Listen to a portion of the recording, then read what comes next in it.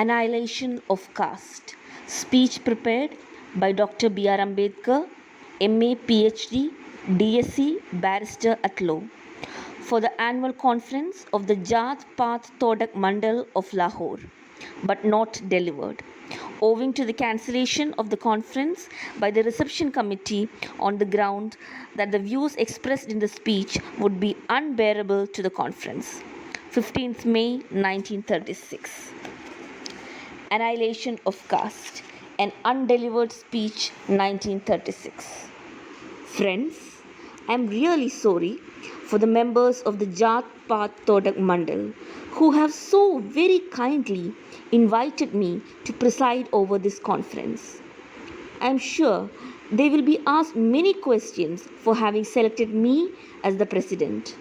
The Mandal will be asked to explain as to why it has imported a man from Bombay to preside over a function which is held in Lahore.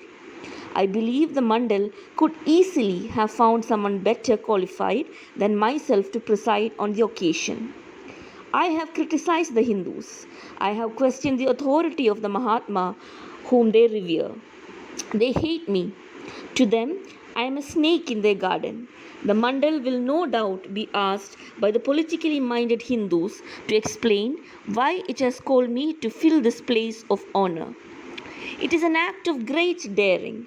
I shall not be surprised if some political Hindus regard it as an insult. This selection of mine certainly cannot please the ordinary religiously minded Hindus.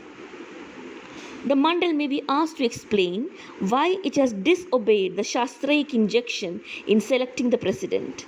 According to the Shastras, the Brahmin is appointed to be the Guru for the three Varnas. Varnanam Brahmano Guruhu is the direction of the Shastras. The Mandal, therefore, knows from whom a Hindu should take his lessons and from whom he should not.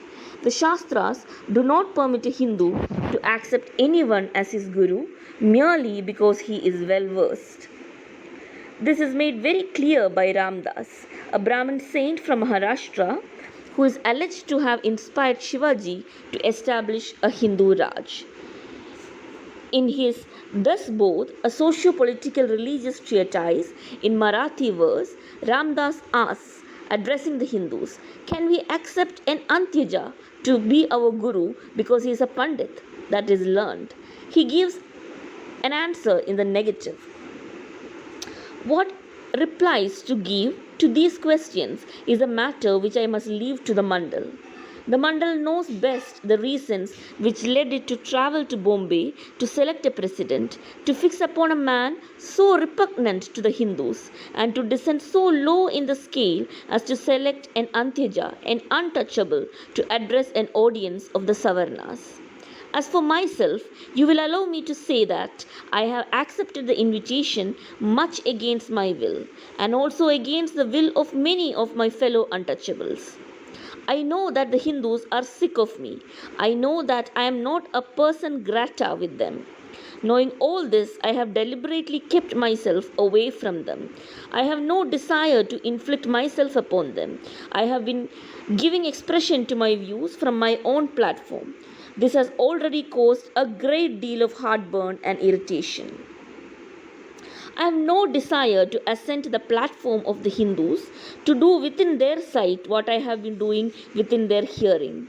If I am here, it is because of your choice and not because of my wish.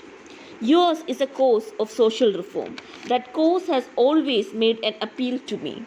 And it is because of this that I felt I ought not to refuse an opportunity of helping the cause, especially when you think I can help it.